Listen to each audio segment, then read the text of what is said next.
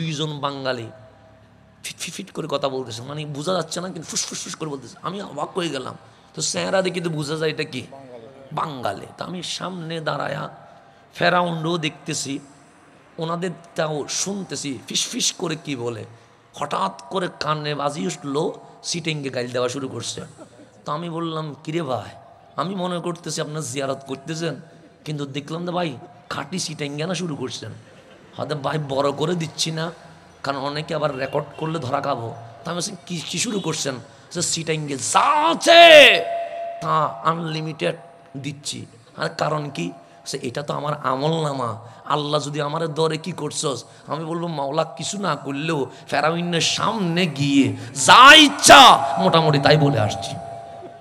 সিরিঙ্গারে শিয়ানা বেশি তো যাই একদম, মানে আমাদের সিরিঙ্গা ভাষায় যা আছে আর কি, মানে একদম শুরু থেকে শুরু করে শেষ পর্যন্ত দেখি যে দিয়ে আসতেছে, মোটামুটি একটাও বাকি নাই। তখন আমি ফেরাউনের দিকে তাকায়া রইলাম। মানে কি ছিল যে বলেছিল আনা রব্বুকুমুল আলা, আজকে আমার সিটিংয়ে ভাই তোরে গালি দেয়, তুই উত্তরও দিতে পারতেছিস না। তো আল্লাহ বলতেছে, এখনো ঈমান আনবি না? তোর চোখের সামনে ফেরাউন যে পুরা বিশ্ব কাঁপিয়েছে, তাকে এমন ভাবে লুটাই দিয়েছে। এখন গ্লাস দিতে হয়েছে কেন? আগে গ্লাস ছিল না, এখন গ্লাস দিয়েছে কেন জানেননি? মানুষ যাই জুতা দিয়ে 2 দিনটা দিয়ে দেয়, কারণ মানুষের গরম উঠে যাইতো আবার। তো আগে গ্লাস ছাড়া ছিল, মানে গ্লাস লাগে নাই। তো দেখতেছে বাহির থেকে যারা যায়, আমাদের তো একটু রক্ত গরম, তো ঈদের ফেরাউনের দেখলেই জুতা নিয়ে মারি দেয়। এখন মিশরের সরকার বলতেছে, ঈদের যদি এরকম জুতা মারা থাকে, ফেরাস্তা মারার আগে তো বান্দায় মারি ফেলবে। কথা ঠিক না? এখন মিশরি মানুষ চিন্তা করলো, ঈদের যদি এরকম প্রত্যেক দিন মানুষ একটা জুতার বাড়ি দেয়, 2 দিন পর তো খুঁজি পাওয়া যাবে না। ঈদের গ্লাসের ভিতর ঢুকাই দিই, দেখা একজন 100 টাকা করে বসাই দিই, প্রয়োজনে আমাদের দান্দা হবে। এখন মিশরে কি করছে, এরা জাদু করে ঢুকাই দিই, 100 টাকা করে বসাই দিছে। কেন বসে? এটা আমাদের একটা দান্দা হইলো, ইতরও দেখুক, গালি দিলেও দিক, জুতার বাড়ি না দেখ। কারণ জুতার বাড়ি যদি পাবলিক দেওয়া শুরু করে, ফেরেশতাদের দায়িত্ব কমে যাবে। সুতরাং ওরে এতটুকুতে রাখি দিই। আমরা বিভিন্ন নাট্য মঞ্চে যায় জমানোর জন্য, কিন্তু এটা মাহফিল। গান শুনলেন আনন্দের জন্য, খেলা দেখলেন এনজয়ের জন্য, সিনেমা দেখলেন হাসি দেওয়ার জন্য, কিন্তু মাহফিলে আসলেন হাসার জন্য নয়, আনন্দ পাওয়ার জন্য নয়। আমরা এসেছি যেন জাহান্নামী থেকে জান্নাতি হতে পারে। কথা ঠিক কিনা? মানে নিজের মূলটাকে চেঞ্জ করে দেওয়া। তো আমরা ছিলাম গুনার ভেতরে, আমরা এখন যেখানে এসেছি, এখানে নাচ নয়, গান নয়, সিনেমা নয়, এখানে আলোচনা হবে কোরআন সুন্নাহ। কথা ঠিক কিনা?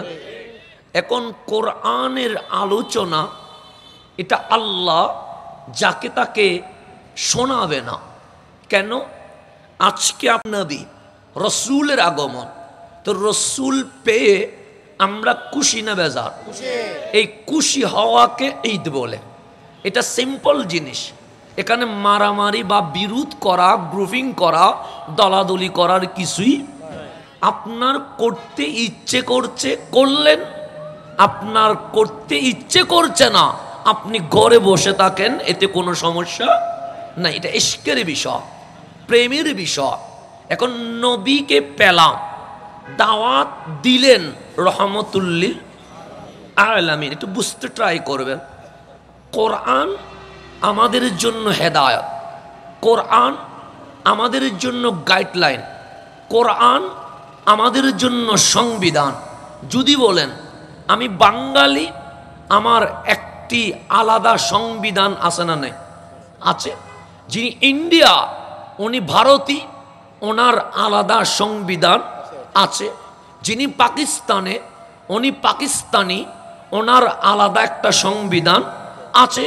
যিনি আমেরিকা, উনি আমেরিকান, ওনার আলাদা একটা সংবিধান আছে। প্রত্যেক রাষ্ট্রের আলাদা আলাদা সংবিধান। কিন্তু আল্লাহ জিজ্ঞেস করছে, তুমি কি মুসলিম? আমরা বললাম হ্যাঁ। আল্লাহ বলে, পুরুষ হও আর নারী, সাদা হও আর কালা, লম্বা হও আর বাটি, মোটা হও আর চিকন, থাকো তুমি স্থলে অথবা জঙ্গলে, আফ্রিকা, ইউরোপ, এশিয়া, যেখানেই তোমার আবাস স্থল, তোমার একটাই সংবিধান, এরই নাম আল কোরআন। আমাদের সংবিধান কয়টা? আমরা মুসলিম, কিন্তু একটা জিনিস মনে রাখবেন, বিজ্ঞানের থিওরিগুলো চেঞ্জ হয়, হয় কি হয় না? আর গবেষণা যত উন্নত হচ্ছে, বিজ্ঞান আগের যেই মত সেটা থেকে সরে আসছে। যদি বলেন যেমন যেমন নবমণ্ডল, ঊর্ধ্বগমন, এটা বিজ্ঞান আজকে থেকে 300 বছর আগেও লিখেছে সম্ভব নয়। কেন? সে বায়ুমণ্ডলে অতিক্রম করলে সেখানে অক্সিজেন নয়, যেখানে অক্সিজেন নয় সেখানে মানবের পদচারণা কখনো সম্ভব নয়। আজকে থেকে 300 বছর আগে বিজ্ঞান বলেছে ঊর্ধ্বগমন, গ্যালাক্সি, গ্রহ উপগ্রহের আবিষ্কার, এটা কখনো সম্ভব নয়। কিন্তু নীল আর্মস্ট্রং অ্যাপোলো 11-র মাধ্যমে যখন চাঁদ গ্রহে চলে গেলেন, তখন বিজ্ঞান আগের থিওরি চেঞ্জ করে দিয়ে এখন লিখছে, বিজ্ঞান বলছে বিদ্যুতের যে গতি, এর চেয়ে যদি রকেটের গতি বাড়ানো যায় তাহলে ঊর্ধ্বগমন সম্ভব। কথা ঠিক কিনা? তাহলে বিজ্ঞান চেঞ্জ হচ্ছে কি হচ্ছে না? হচ্ছে। এক সময় বিজ্ঞান বলেছে, আজকে থেকে 1500 বছর আগে চলে যান, বলছে পৃথিবীটা সমতল, চ্যাপ্টা। এরপর বিজ্ঞান উন্নত হলো, বললেন পৃথিবীটা গোল, ফুটবলের মতো। বিজ্ঞান আরো উন্নত হলো, এখন বলছে ফুটবলের মতো নয়, ডিমের মতো। তাহলে বিজ্ঞান আপন থিওরি থেকে চেঞ্জ হচ্ছে। আমার নবী মেরাজে গেলেন, বিশ্ব হেসেছে, কিন্তু মুস্তাফা আপন থিওরি থেকে কখনো চেঞ্জ হয় নাই। এটার নাম ইসলাম। এটার নাম কি? যেমন বিজ্ঞান এখন বিবর্তনবাদ, তথা শিখাচ্ছে বানর থেকে পরিবর্তন হয়ে মানুষের উৎপত্তি হয়েছে, এটা বিজ্ঞান শিখাচ্ছে। তো এখন আমি যদি বলি বাংলার জমিনে ইফটিজিং চলবে না, জেনা চলবে না, মাদক চলবে না, এখন আমার বাচ্চাকে যদি আমি শেখাই বানর থেকেই মানুষ, আপনি চিড়িয়াখানায় যান, দেখবেন বাঘ আওয়াজ দিবে, সিংহ হুঙ্কার দিবে, কিন্তু বানরের কাছায় দাঁড়িয়ে দেখবেন সে এমন বিশ্রী অঙ্গ প্রত্যঙ্গ দেখাবে, সভ্য মানুষ কখনো বানরের কাছায় দাঁড়াতে পারে না, পারেনি। কারণ উলঙ্গ হওয়া এটা তার স্বভাব, বিশ্রী অঙ্গ প্রত্যঙ্গ প্রদর্শন করা তার স্বভাব। এখন আমার বাচ্চার নলেজে যদি আমি দেই তুমি বানর থেকে এসেছো, সেই তো ইফটিজিং করবে, সেই তো মাদক নিবে। এখন পুলিশ রিমান্ডে দিলে, কিরে মাদক নিলি কেন, ইফটিজিং করলি কেন, অমুকের ওড়না টান দিলি কেন, সে তখন সে বলবে আগে বানর ছিলাম তো, স্বভাব আগেরটাই রয়ে গেছে। কথা ঠিক না? তাহলে আইন দিয়ে আর কোনো কিছু করা যাবে না, কারণ বিজ্ঞান তাকে শিখিয়েছে তুমি বানর থেকে, বানরের স্বভাব ভালো না।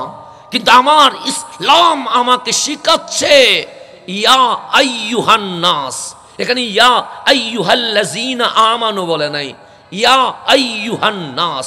তুমি হিন্দু হও, বৌদ্ধ হও, চাকমা হও, ইহুদি হও, খ্রিস্টান হও, নাস্তিক হও, তোমার ধর্ম হোক আর নাই হোক, শোনো মানব জাতি, ইত্তাকু রব্বাকুম, তোমার রবকে ভয় করো। কেন? আল্লাযী খালাকাকুম মিন নাফসিন ওয়াহিদা, তোমাকে বানর থেকে নয়, তোমাকে খলিফাতুল্লাহ আদম সফিউল্লাহ থেকে আমি মাওলা বানিয়ে দিয়েছি। তাহলে আমাদের একটা স্ট্যাটাস আছে না নাই? আল্লাহ আপনাকে কি শিখাচ্ছে? তো তুমি কোন আদম থেকে এসেছো, তুমি কোন আদম থেকে? আমরা বললাম কোন আদম থেকে? সো ওই আদমকে তাজিম করলে জিবরিল জিবরিল তাকে, ওই আদমকে তাজিম করলে মিকাইল তাকে, ওই আদমের শানে বেয়াদবি করলে ফেরেশতা ইবলিস হয়ে যায়। এটার নাম আদম। এটার নাম কি? আদম। আপনি অবাক হয়ে যাবেন আপনার ইসলাম আপনাকে কি শিখাচ্ছে। আমার রসুল আসলেন, প্রথম মুখ খুলে দাওয়াত দিলেন, ইকরা বিইসমি রব্বিকাল্লাযী খালাক। যদি বলি এখানে কি বলেছে, আপনি বলবেন এক আল্লাহর কথা বলেছে। কথা ঠিক না? আমি বলবো না। যদি বলেন কি বলেছে, এখানে আপনার কথা বলেছে। কি কথা? বান্দা কখনো সূর্যের পূজা করে কি করে না? সূর্য যখন উঠে অনেকে উলু উলু দেয়। কেন? সে মনে করেছে সূর্য তার ভগবান। চাঁদ যখন উঠে অনেকেই লুলু দেয়। কেন? সে মনে করেছে তার চেয়ে চাঁদেই সেরা। অনেকেই গরুকে মা বলেছে। কেন? সে মনে করেছে তার মায়ের চেয়ে গরুটা উন্নত। মনে করছে কি করে নাই? অনেকে গাছের পূজা, পাথরের পূজা, মাটির পূজা করেছে। কিন্তু আল্লাহ বলেন, হাবিব আপনি বলেন ইকরা বিইসমি রব্বিকাল্লাযী খালাক। তুমি সূর্যের পূজা করিও না, চাঁদের পূজা করিও না, মাটির পূজা করিও না, গরুকে মা বলিও না। কেন? তো তুমি সূর্যের চেয়ে সেরা, তুমি জমিনের চেয়ে সেরা, তুমি গাছের চেয়ে সেরা। তুমি কারো পায়ে মাথা নত করবে না। কেন? তোমার কপালের মর্যাদা আছে। তোমার পিছনে সবাই দৌড়বে, তুমি কারো পিছনে দৌড়বে। তো তুমি যদি ইবাদত করো, কার করবে? তোমার মাবুদের করবে। ইসলাম আমার পজিশন জানিয়েছে, ইসলাম আমার যোগ্যতা জানিয়েছে, ইসলাম আমার কোয়ালিটি জানিয়েছে। সেই জন্য আপনি অবাক হয়ে যাবেন এটা দেখে, বানর বানিয়েছেন কে? সন্দেহ আসেনি? গরু ছাগল বানিয়েছে কে? আল্লাহ। এটা সন্দেহ আছে? গরু ছাগল মহিষ যাই বলেন, তাদের রিজিক নির্ধারিত। কতক্ষণ ঘুমাবে, কতক্ষণ জাগবে, কি করবে না করবে সব নির্ধারিত আছে না? নাই? আছে। আপনি যখন মানুষ হয়ে জন্ম নিলেন, আল্লাহ বললেন ওয়াল ফাজরি, ফজরের কসম, ওয়াল আসরি, আসরের কসম। তো ফজর আল্লাহর, আসর কিন্তু মাগরিব কি আল্লাহর নয়? এশা কি আল্লাহর নয়? জোহর কি আল্লাহর নয়? কিন্তু আল্লাহ কোরআনের কোথাও ওয়াজ জোহরে বলে নাই, আল্লাহ কোরআনের কোথাও ওয়াল মাগরিবে বলে নাই, আল্লাহ কোরআনের কোথাও ওয়াল এশায়ে বলে নাই। কিরে মাওলা, এশা কি তোমার নয়? আমার। মাগরিব কি তোমার নয়? আমার। জোহর কি তোমার নয়? আমার। কিন্তু তুমি এই তিনটা বেলা কথা না বললে ওয়াল ফজরি, ফজরের কসম, ওয়াল আসরি, আসরের কসম। এই দুই বেলার কসম করলে কেন? আল্লাহ ডাক দিয়ে বলে, বান্দা ফজর এবং আসর এই দুই সময়ের কসম এই কারণে করেছি, আমি আল্লাহ ডেলি দুই টাইম ফজর এবং আসরে আসমানের রহমতের ফেরেশতা আমার বান্দার খাদেম খেদমত করার জন্য পাঠিয়ে দেয়।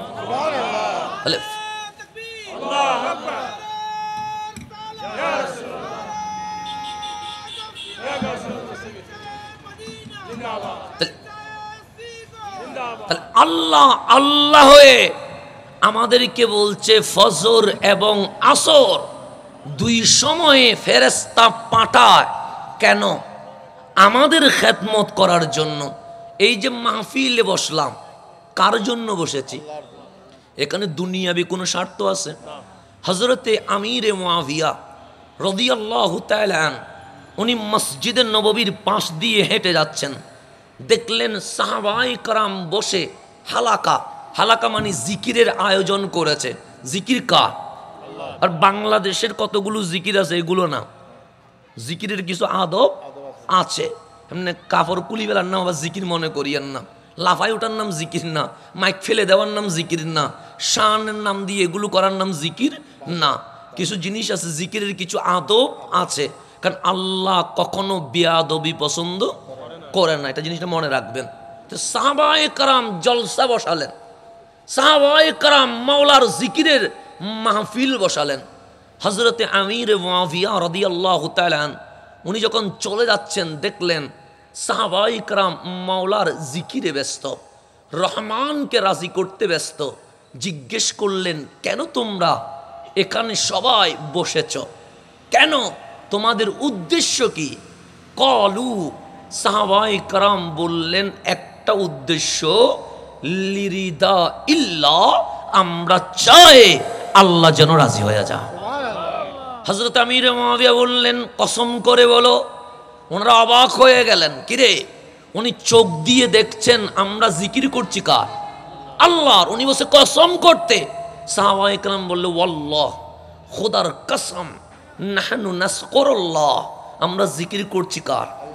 এখন হযরতে আমির মুআবিয়া রাদিয়াল্লাহু তাআলা ইরশাদ করলেন, আমি যে কসম করালাম আপনারা মনে করবেন আমি অবিশ্বাস করেছি, কিন্তু আমি অবিশ্বাস করি নাই।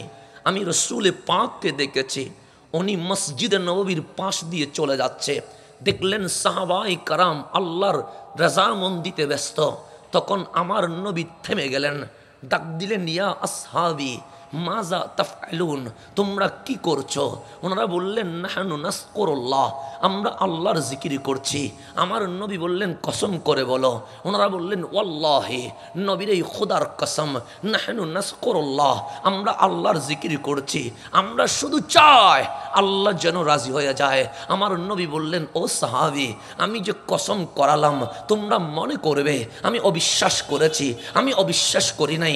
কসম কেন করালাম জানো? সবাই বললেন, কেন? আমি নবী দেখতে পাচ্ছি তোমাদেরকে ঘিরে রহমতের ফেরেশতারা নিরাপত্তা দিতে শুরু করে দিয়েছে। তাহলে সেই জন্য বন্ধু, বাংলার জমিনে করোনা হয়েছে, হয় নাই? বাজারে করোনা পাওয়া গেছে, হসপিটালে করোনা পাওয়া গেছে, আপনি মানেন আর নাই মানেন, রাস্তাঘাটে করোনা পাওয়া গেছে। কিন্তু এতগুলো মাহফিল হলো, একটা মাহফিলে একজন মানুষ করোনায় আক্রান্ত হয়েছে, এটা দেখাইতে পারবে? পারবেনি। এই যে গাউসিয়া কমিটি বাংলাদেশ করোনাকালীন লাশ দাফন করছে কি করে নাই?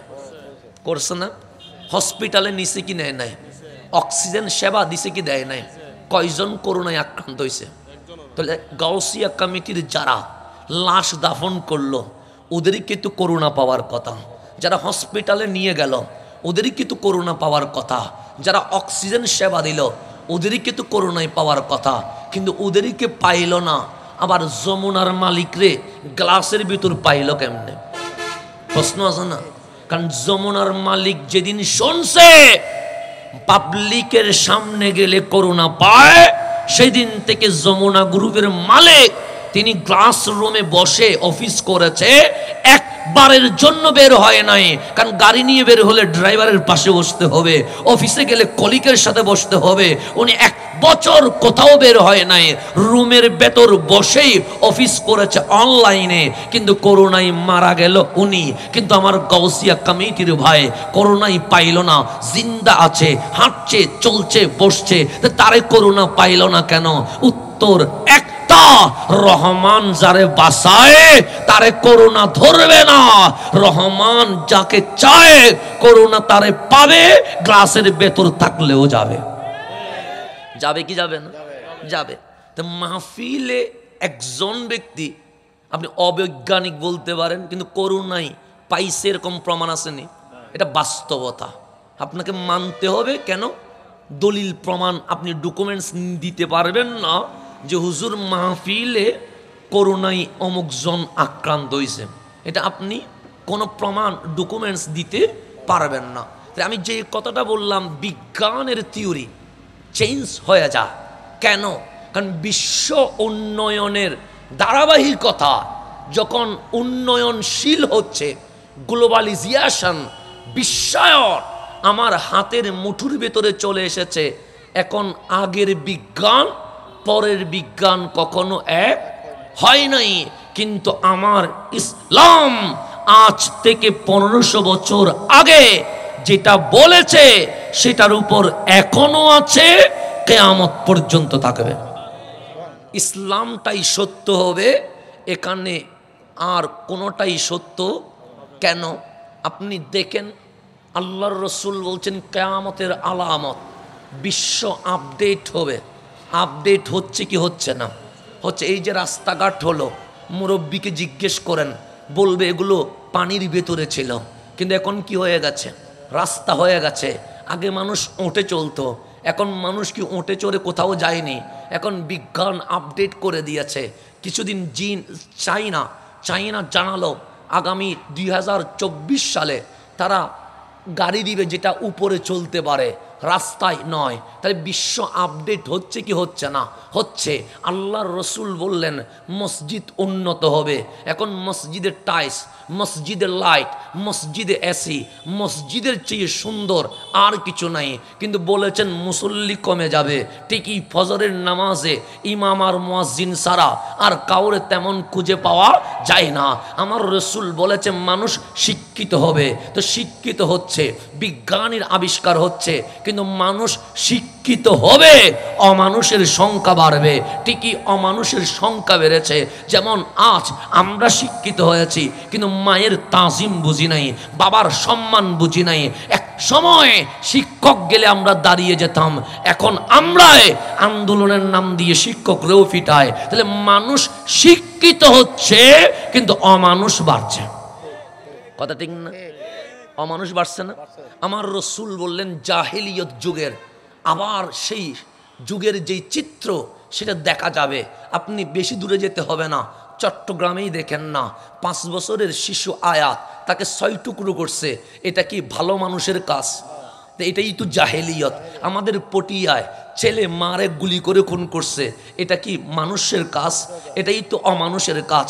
আমাদের কর্ণফুলিতে বাবার লাশ ফ্রিজে রেখে 50 লক্ষ টাকার বাকবাটোয়ায় বাবাকে দাফন করছে না ছেলে, এটা কি ভালো মানুষের কাজ? তাহলে আমরা আমাদের চট্টগ্রামে থাকালে নিজের চোখে দেখতে পাচ্ছি অলরেডি জাহেলিয়ত আমাদের চোখের সামনে চলে এসেছে। মানুষ অমানুষ হচ্ছে। কথা ঠিক না? এই অমানুষ হওয়ার পিছনে কোন জিনিসগুলো দায়ী?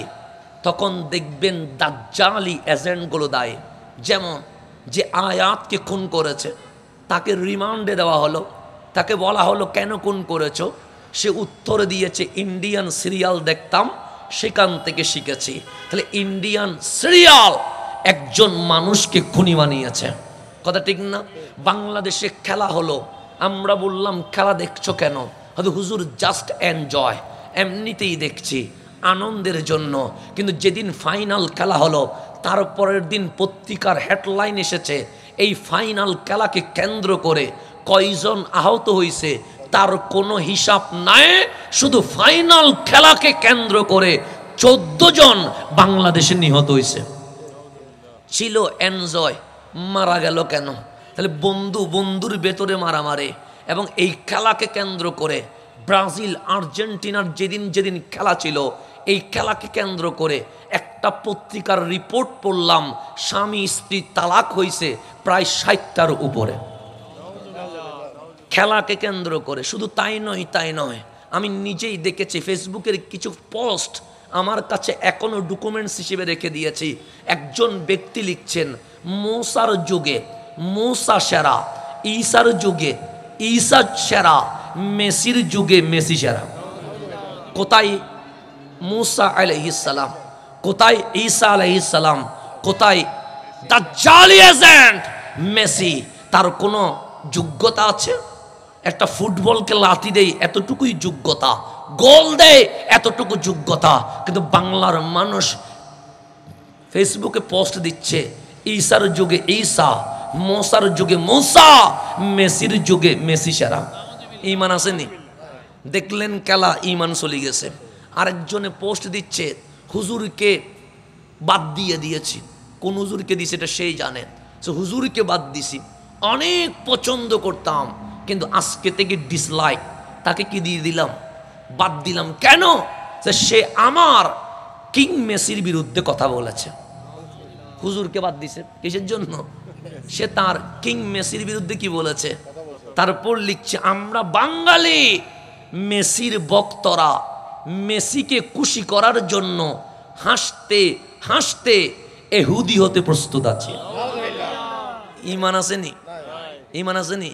দেখলেন খেলা চলে গেল, তা আল্লাহর রসুল যে বলেছে আখেরি জামানা তোমার হাতের উপর আগুনের জ্বলন্ত কয়লা রাখতে পারবে কিন্তু বুকে ঈমান রাখতে পারবে না। আছে না নাই? এখন হুজুরকে পছন্দ করি কতক্ষণ? হুজুর যতক্ষণ আপনার মন মতো কথা বলবে। হুজুরকে লাথি দিয়ে দে কখন? হুজুর যখন আমার বিপরীত কথা বলে। তা আপনার পক্ষে কথা বলার নাম ইসলাম নয়, আপনার বিপক্ষে কথা বলার নাম ইসলাম নয়, আমার বক্তব্যের নাম ইসলাম নয়, আমার বাবার লেকচারের নাম ইসলাম নয়। আল্লাহ এবং রসুল যা বলেছে তা মেনে নেওয়ার নাম হচ্ছে ইসলাম। কথা ঠিক না?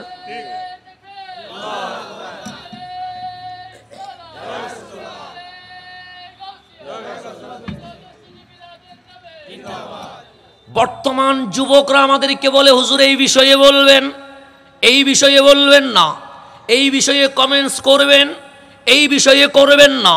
আমরা এমন এমন অঞ্চলে যাই যেখানে আমাদেরকে লিখে দেওয়া হয় এই এলাকায় সুদের বিরুদ্ধে বলা যাবে না, এই এলাকায় এটার বিপরীতে বলা যাবে না।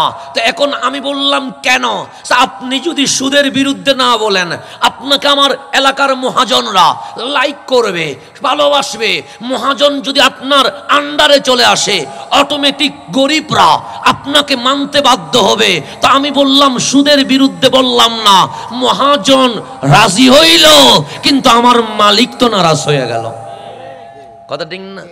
তা আমার মালিকরে নারাজ করি, আপনারে রাজি করার কোনো দরকার আছে না?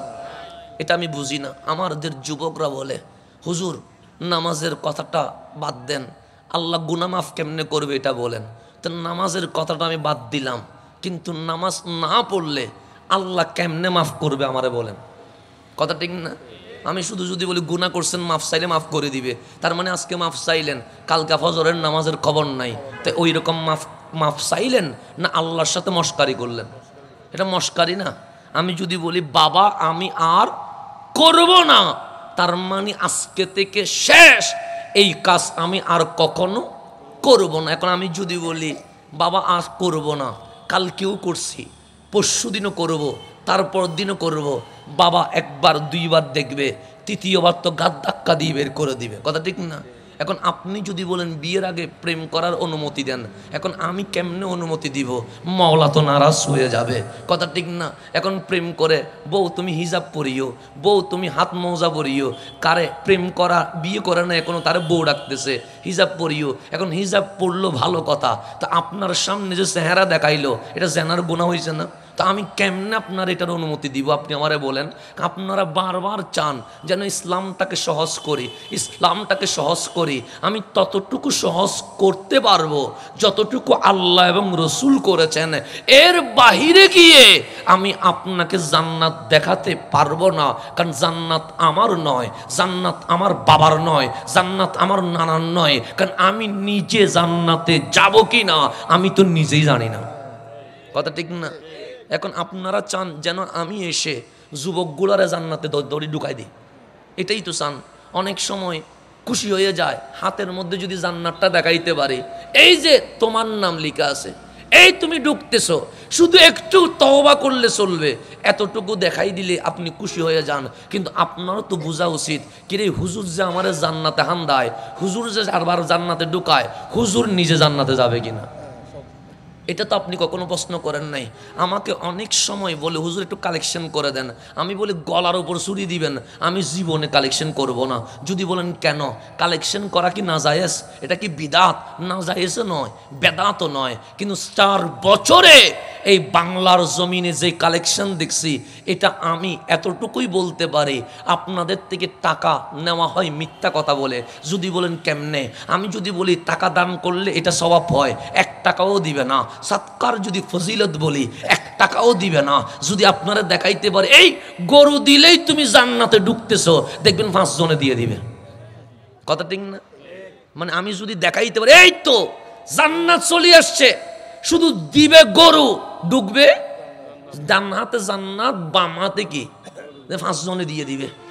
কিন্তু এটা কখনো মাথায় আনে নাই হুজুর যে ডান হাতে জান্নাত বাম হাতে গরু নিচ্ছে, হুজুর নিজে জান্নাতে যাবে কিনা এটা বুঝে না। আমি অবাক হয়ে যায়। আমি চট্টগ্রামের বাহিরে একটা মাহফিলে দেখলাম কালেকশন করতেছে হুজুর, বলছে গরু দিবি এই বছর একটা, আগামী বছর তুই পাবি 100টা। পাবি কয়টা? লিখে নে, বলছে লিখে নে, পাবি কয়টা, লাভ কয়টা হয়। তো হুজুর যদি এটা জানে, আমি যদি গরু দিই একটা, আগামী বছর পাবো কয়টা, তা আপনার থেকে নেওয়ার দরকার কি, আমি তো নিজেই দিব। কথা ঠিক না? তা আপনাদের মাথায় এটা আসে না কি রে, হুজুর যে বললো গরু একটা দিলাম পাবো কয়টা, 100 হুজুরদের দিয়ে দিত, কারণ হুজুর আমার থেকে নেওয়ার দরকার তো নাই, কারণ হুজুর তো জানে একটা দিলে কয়টা পাবো, তো হুজুর নিজে দিয়ে দিবে না, কারণ 99টা কি হয়ে যাচ্ছে।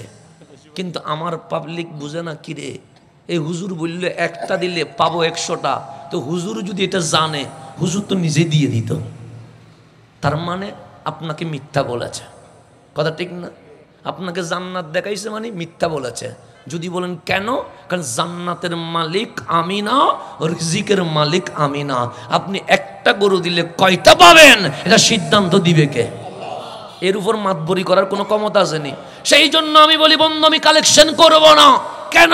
আমি হাতে জান্নাত দিতে পারবো না, কারণ জান্নাতের মালিক আমি নয়, জান্নাতের মালিক আমার বাবা নয়, জান্নাতের মালিক আমার নানা নয়। তাই আমি আপনাদেরকে বলি, 1 টাকা দেন আর 5 টাকা দেন, 1000 দেন বা 1 লক্ষ দেন, গরু দেন বা মহিষ দেন, জান্নাতের লোভে দিয়েন না, আল্লাহকে রাজি করার জন্য দেন।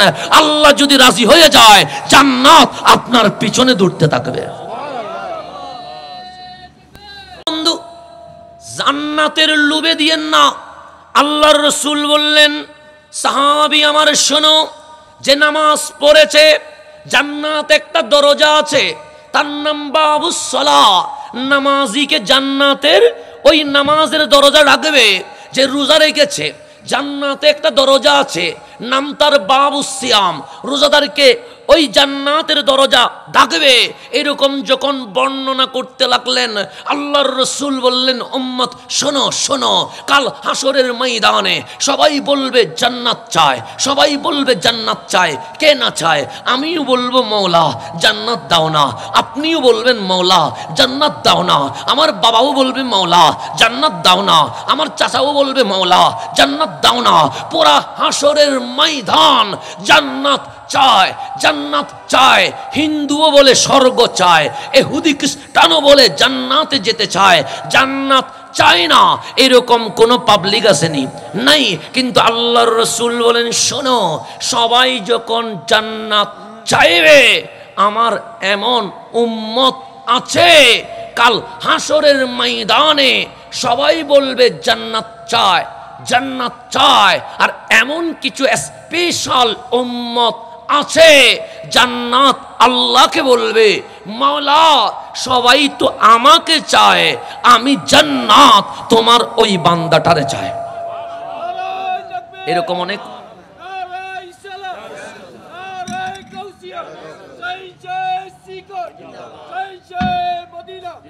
এরকম অনেক উম্মত আমার নবী বলে আছে। সিদ্দিক আকবর ডাক দিয়ে বলে, নবীরে এখানে কেউ আসেনি। আমার নবী হাসি দিয়ে বলে, আনতা ইয়া আবু বকর, আবু বকর তুমি আছো তো। জান্নাতের সব দরজা রহমানের দরবারে দরখাস্ত করবে, মাওলা সিদ্দিকের কদমটা যেন এই জান্নাতের দরজায় পড়ে যায়। তাহলে উম্মত হলে ওই রকম হন, জান্নাতের পিছনে আপনি দৌড়িয়েন না, আপনি এমন হন জান্নাত যেন কার পিছনে দৌড়ে। সেই জন্য আজ যে গাউসিয়া কমিটি বলছেন, আজ যে জামিয়া আহমদিয়া সুন্নিয়া আলিয়া বলছেন, গাউসিয়া কমিটির যিনি প্রবর্তক, উনি গাউসে জামান আলে রসুল সৈয়দি সনদি মুর্শিদি আল্লামা তৈয়ব শাহ বাবাজি রহমতুল্লাহি আলাই, ওনার আব্বাজান দাদা হুজুর সৈয়দি সনদি হুজুর আল্লামা সৈয়দ আহমদ শাহ সিরকৌটি রহমতুল্লাহি আলাই, উনি যখন জামিয়া আহমদিয়া সুন্নি আলিয়ার বৃত্তি দিচ্ছে, তখন বললেন মাদ্রাসা তো অনেক আছে, আমি এই মাদ্রাসাটাকে আলা হযরত ইমাম আহমদ রেজা ফাজিলে বেরেলভি মাসলকে আলা হযরতের উপর ভিত্তি দিলাম। তো আলা হযরত উনি কে? উনি জাতিকে বলছে, এই শোন, জান্নাত সে क्या मतलब है? তুমি যে জান্নাতের লোভ দেখাচ্ছ আমাকে, জান্নাত নিয়ে আমার কি চাওয়া আছে, জান্নাত নিয়ে আমার কি পাওয়ার আছে, জান্নাত রাসূলুল্লাহ কি, যেই জান্নাতের কথা বলছো আমার মাওলা তো জান্নাত আমার নবীকে বুঝিয়ে দিয়ে দিয়েছে। হাম রাসূলুল্লাহ কি, আমরা তো রসুলের হয়ে গেছি, সুতরাং জান্নাত নয়, আমরা জান্নাতের যিনি মালিক ওনার যখন হয়ে গেছি, সুতরাং জান্নাত নিয়ে কোনো চাওয়া পাওয়া নাই। কারণ আমরা কার? রসুলের। রসুলকে, জান্নাত তো ওনার। তো রসুল যখন ঢুকবে আমি তো আর বাহিরে থাকবো না, আমি তো অটোমেটিক জান্নাতেই ঢুকে যাব। এটার নাম উদ্দেশ্য, এটার নাম মাকসাদ। আল্লাহ যেন আমাদেরকে বুঝার তৌফিক দান করেন। তা আমি যেই কথার উপর ছিলাম সেটার উপর চলে আসে। কোরআনের কোনো থিওরি কখনো চেঞ্জ হয় না। আপনি দেখবেন বিজ্ঞান আজ না হয় কাল, কোরআনের কাছে এসে থামতে হবে, এর বাহিরে যাওয়ার কোনো সুযোগ। এই যে করোনা আসলো, আপনাকে বললেন হোম কোয়ারেন্টাইন, বলেছি কি বলে নেই? আপনাকে বললেন পাবলিক ডিস্টেন্স, বলেছি কি বলে নেই? বলছে। আপনাকে বললেন আইসোলেশন, বলছে কি বলে নেই? আপনি বললেন ইংরেজি শব্দ, হয়তোবা বিজ্ঞানের কোনো আবিষ্কার। আপনি হাদিস স্কুলে দেখেন মহামারীর এই চিকিৎসা কোনো বিজ্ঞানী দেয় নাই, বিজ্ঞানীদের বিজ্ঞানী আপনার নবী রহমতুল লিল আলামিন দিয়েছে। তাহলে করোনায় যখন চিকিৎসক থেমে গেছে, আসতে হয়েছে নবীর কদমে। কথা ঠিক না?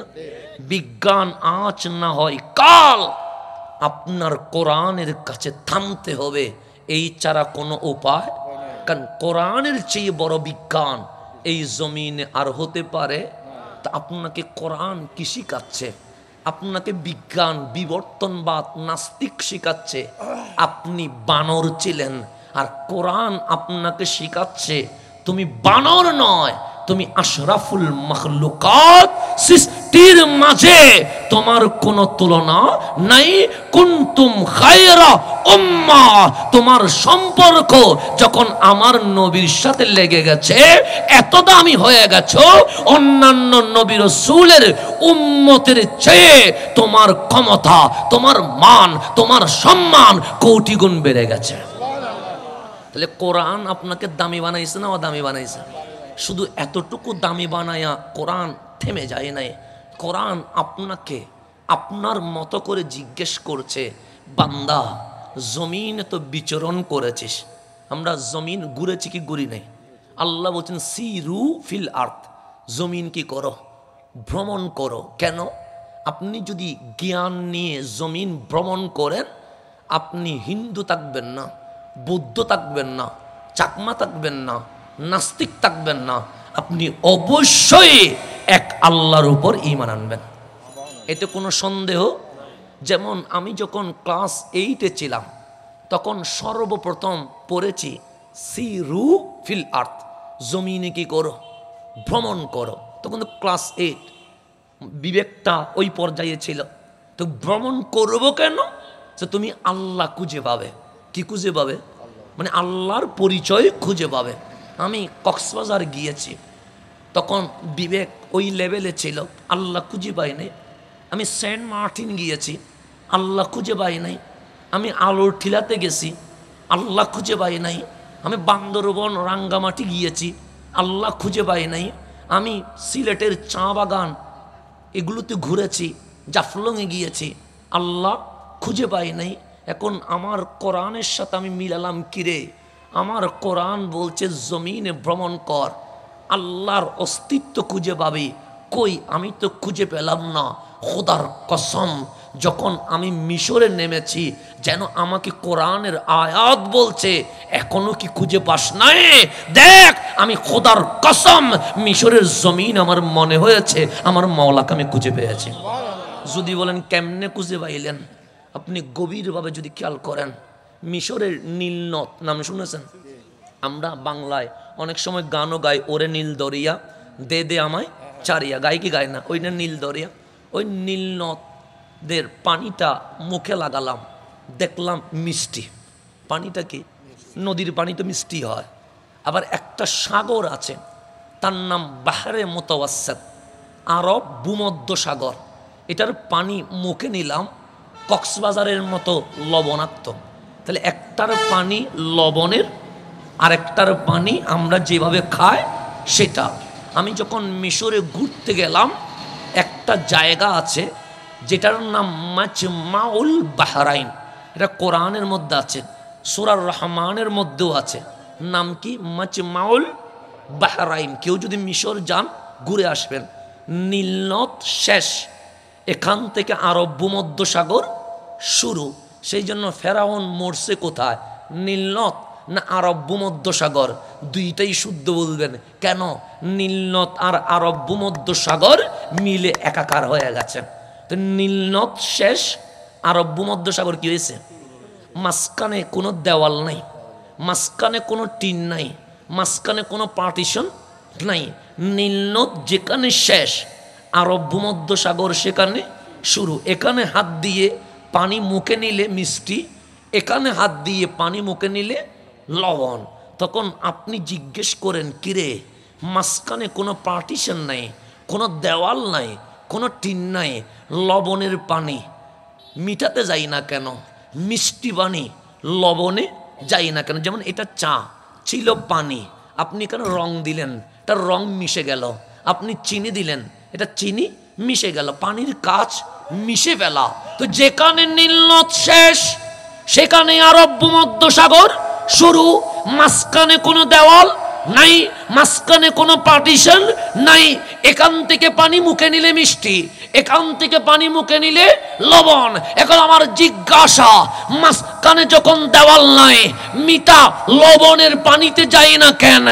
লবণের পানি মিষ্টিতে যায় না কেন? এটা যখন জিজ্ঞেস করলাম, হঠাৎ কোরআন বলছে, ফাবি আই আলাই রাব্বিকুমা তুকাজ্জিবান। আর কতদিন বেঈমান থাকবি? দেখ, মিষ্টি পানি লবণে যায় না, লবণের পানি মিষ্টিতে যায় না, যাস না কেন? তখন উত্তর দে, মাওলামাই হুকুম করেছে। মাওলামাই।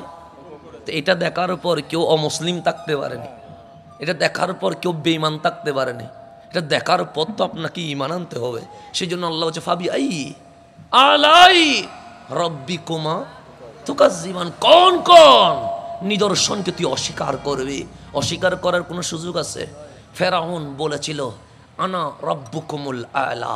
আপনি মিশরে গেলে ফেরাউনের ক্ষমতা কিরকম আপনি দেখবেন। কখন মুসা আলাইহিস সালামের জামানার ফেরাউন, এখনো তার রসপ্রসাদ রয়ে গেছে, এখনো তার মূর্তিখানা রয়ে গেছে। কেমন ক্ষমতা ছিল! বাংলাদেশের মানুষ কয় কোটি? 18 কোটি। ফেরাউনের শুধু সেনাবাহিনী ছিল 16 কোটি। শুধু কি ছিল? যে জনগণ না, সেনাবাহিনী, অনলি সেনাবাহিনী। প্রশাসন ছিল কত কোটি? 16 কোটি। যিনি বলেছিলেন আনা রব্বুকুমুল আলা, কে আমার চেয়ে বড় রব? আমি ফেরাউন তো কি রব, বড় রব। মিশর কাঁপিয়ে দিয়েছে। আল্লাহ বলেন, যখন সাগরের মধ্যে ডুবে মরেছে, আল্লাহ বলেন, তোকে কবরের কোনো ব্যবস্থা করা যাবে না, তোকে জাদুঘরে রাখা হবে। কেন? আপনি দেখবেন মিশরের মধ্যে অনেক মমি আছে, সবগুলোতে মেডিসিন ব্যবহার করা, কিন্তু ফেরাউনের বডিতে কোনো মেডিসিন নাই। আপনি এখনো গিয়ে দেখে আসতে পারেন, আপনি দেখবেন কি মানুষ ছিল। দুনিয়ার জমিন থরথর করে কেঁপেছে, যেই দিকে গিয়েছে পাবলিক থরথর করেছে। এখন আইনার গ্লাসে শুয়ে আছে মানুষ, দাঁড়িয়ে গালি দেয়, উত্তর দেওয়ার ক্ষমতা নেই। উত্তর দেওয়ার কি নেই? আর বাঙালি তো পাবলিক আরো শিয়ানা বেশি, বাঙালি শিয়ানা বেশি। এমনি সবাই তো মোটামুটি কিছু হালকা পাতলা গালি দেয় সেখানে গেলে। তো এখানে আমি যখন ফেরাউনকে দেখতে গেলাম, তখন দেখলাম 2 জন বাঙালি ফিট করে কথা বলতেছে, মানে বোঝা যাচ্ছে না কিন্তু ফুসফুস করে বলতেছে। আমি অবাক হয়ে গেলাম। তো চেহারা দেখি তো বোঝা যায় এটা কি বাঙ্গালে। তা আমি সামনে দাঁড়ায়া ফেরাউন্ডও দেখতেছি, ওনাদেরটাও শুনতেছি ফিসফিস করে কি বলে। হঠাৎ করে কানে বাজি উঠলো, সিটিংকে গাইল দেওয়া শুরু করছে। তো আমি বললাম, কিরে ভাই, আমি মনে করতেছি আপনার জিয়ারত করতেছেন, কিন্তু দেখলাম যে ভাই খাঁটি সিটিংকে না শুরু করছেন। হয়তো ভাই বড় করে দিচ্ছি না, কারণ অনেকে আবার রেকর্ড করলে ধরা খাবো। তা আমি বলছি, কি শুরু করছেন? যে সিটিংকে যা আছে তা আনলিমিটেড দিচ্ছি। আর কারণ কি? সে এটা তো আমার আমল নামা, আল্লাহ যদি আমার দরে কি করছস। আমি বলবো, মাওলা কিছু না করলেও ফেরাউনের সামনে গিয়ে যা ইচ্ছা মোটামুটি তাই বলে আসছি। সিরিঙ্গারে শিয়ানা বেশি তো যাই একদম, মানে আমাদের সিরিঙ্গা ভাষায় যা আছে আর কি, মানে একদম শুরু থেকে শুরু করে শেষ পর্যন্ত দেখি যে দিয়ে আসতেছে, মোটামুটি একটাও বাকি নাই। তখন আমি ফেরাউনের দিকে তাকায়া রইলাম, মানে কি ছিল যে বলেছিল আনা রব্বুকুমুল আলা, আজকে আমার সিটিংয়ে ভাই তোরে গালি দেয়, তুই উত্তরও দিতে পারতেছিস না। তো আল্লাহ বলতেছে, এখনো ঈমান আনবি না? তোর চোখের সামনে ফেরাউন যে পুরা বিশ্ব কাঁপিয়েছে, তাকে এমন ভাবে লুটাই দিয়েছে। এখন গ্লাস দিতে হয়েছে কেন? আগে গ্লাস ছিল না, এখন গ্লাস দিয়েছে কেন জানেননি? মানুষ যাই জুতা দিয়ে 2-3টা দিয়ে দেয়, কারণ মানুষের গরম উঠে যাইতো আবার। তো আগে গ্লাস ছাড়া ছিল, মানে গ্লাস লাগে নাই। তো দেখতেছে বাহির থেকে যারা যায়, আমাদের তো একটু রক্ত গরম, তো ঈদের ফেরাউনের দেখলেই জুতা নিয়ে মারি দেয়। এখন মিশরের সরকার বলতেছে, ঈদের যদি এরকম জুতা মারা থাকে, ফেরাস্তা মারার আগে তো বান্দায় মারি ফেলবে। কথা ঠিক না? এখন মিশরি মানুষ চিন্তা করলো, ঈদের যদি এরকম প্রত্যেক দিন মানুষ একটা জুতার বাড়ি দেয়, 2 দিন পর তো খুঁজি পাওয়া যাবে না। ঈদের গ্লাসের ভিতর ঢুকাই দিই, দেখা একজন 100 টাকা করে বসাই দিই, প্রয়োজনে আমাদের দান্দা হবে। এখন মিশরে কি করছে, এরা জাদু করে ঢুকাই দিই, 100 টাকা করে বসাই দিছে। কেন বসে? এটা আমাদের একটা দান্দা হইলো, ইতরও দেখুক, গালি দিলেও দিক, জুতার বাড়ি না দেখ। কারণ জুতার বাড়ি যদি পাবলিক দেওয়া শুরু করে, ফেরেশতাদের দায়িত্ব কমে যাবে। সুতরাং ওরে এতটুকুতে রাখি দিই। তো আমরা মিশরে গিয়ে যেটা দেখলাম, আপনি ঈমান না এনে কোনো উপায় নাই, আপনাকে ঈমান আনতেই হবে। কেন? কারণ আল্লাহর যেই নিদর্শন সেটা আপনাকে জানান দিচ্ছে, এক মাবুদ ছাড়া অন্য কোনো ইলাহ নাই, এটা আপনাকে জানান দিচ্ছে। সেই জন্য আল্লাহ রাসূলুর রহমানে বারবার করে বলছে, ফাবি আইয়ি আলাই রব্বিকুমা তুকাজ্জিবান। বান্দা কেন তুই ঈমান আনবি না? তুই কেন ঈমান আনবি না? কোন যুক্তিতে ঈমান আনবি না? কোন থিওরিতে ঈমান আনবি না? কোন বিশ্বাসে তুই নাস্তিক হবি? সেটা আমাকে বুঝাই বল। কিন্তু বোঝানোর মতো কেউ আসেনি। তাহলে দিন শেষে আপনাকে কি করতে হবে? ঈমান আনতে হবে। এখন আমরা বিশ্ব ভ্রমণ করি কি করি না? কোন জায়গায় ভ্রমণ করি? যেই দৃশ্যগুলো দেখতে সুন্দর, কথা ঠিক না? অসুন্দর জিনিস কি কেউ দেখতে যায়নি? আমরা যদি বলি শিক্ষা ভ্রমণ বা আনন্দ ভ্রমণ, কোথায় যাবে? চট্টগ্রাম সিটি কর্পোরেশনের ডাস্টবিন দেখার জন্য কেউ যাবেনি? বলবেন এগুলা কী করবো? বললাম হুজুর কোনো পাগল হয়ে গেছিনি, কথা ঠিক না? তো আমরা যদি আনন্দ ভ্রমণ দিয়ে বলি সিটি কর্পোরেশনের কি দেখবো? ময়লার স্তূপ দেখবো, আমার সাথে কেউ যাবেনি। তখন আরো উল্টা বলবে, হুজুরে তাড়াতাড়ি ভাবনাই ঢুকা, কারণ এ কোথায় যাইতে চায়? ময়লার স্তূপ দেখতে। তো ময়লার স্তূপ দেখতে কেউ যায়নি, তা যাবো কোথায়? কক্সবাজার যাবো, কোথায় সেন্ট মার্টিন যাবো, কোথায় রাঙ্গামাটি যাবো, কোথায় সিলেটের চা বাগান যাবো, কোথায় নেপালের হিমালয় যাবো, কোথায় কাশ্মীরে যাবো, কোথায় মিশরের সেই নীলনদ পিরামিড দেখার জন্য। কারণ যেগুলো দেখতে সুন্দর মানুষ সেখানেই যায়, কথা ঠিক না? এখন আল্লাহ ডাক দিচ্ছে, বান্দা তোর কাছে কি সুন্দর লেগেছে? আমার দাদা বলে উঠলেন, মাওলা আমার কাছে কক্সবাজার সুন্দর লেগেছে। আমার এই দাদা বলে উঠলো, না মাওলা আমার কাছে সেন্ট মার্টিনের উপদ্বীপ সুন্দর লেগেছে। আমার এই দাদা জেগে উঠে বললো, না না না মাওলা পানি আমার ভালো লাগে নাই। আল্লাহ বলে, কোন জিনিসটা ভালো লেগেছে? যে বান্দরবনের সবুজ শ্যামল পাহাড়টা সুন্দর লেগেছে। আমার ভাই বললেন, না মাওলা আমার কাছে সিলেটের জাফলং পানির ভেতরে পাথর বড় সুন্দর লেগেছে। আমি বলে উঠলাম, না মাওলা কাশ্মীরের দৃশ্যটা আমার সুন্দর লেগেছে। আল্লাহ ডাক দিয়ে বলে, বান্দা কাশ্মীর কে সাজিয়েছে? আমরা বললাম, তুমি মাওলা সাজিয়েছ। সিলেটের জাফলং কে সাজিয়েছে? আমরা বললাম, তুমি মাওলা সাজিয়েছ। কক্সবাজার কে প্রবহমান করে করেছে। আমরা বললাম তুমি মওলা সাজিয়েছ। পানির ভেতরে সেন্ট মার্টিন নামের উপদ্বীপ কে তুলেছে?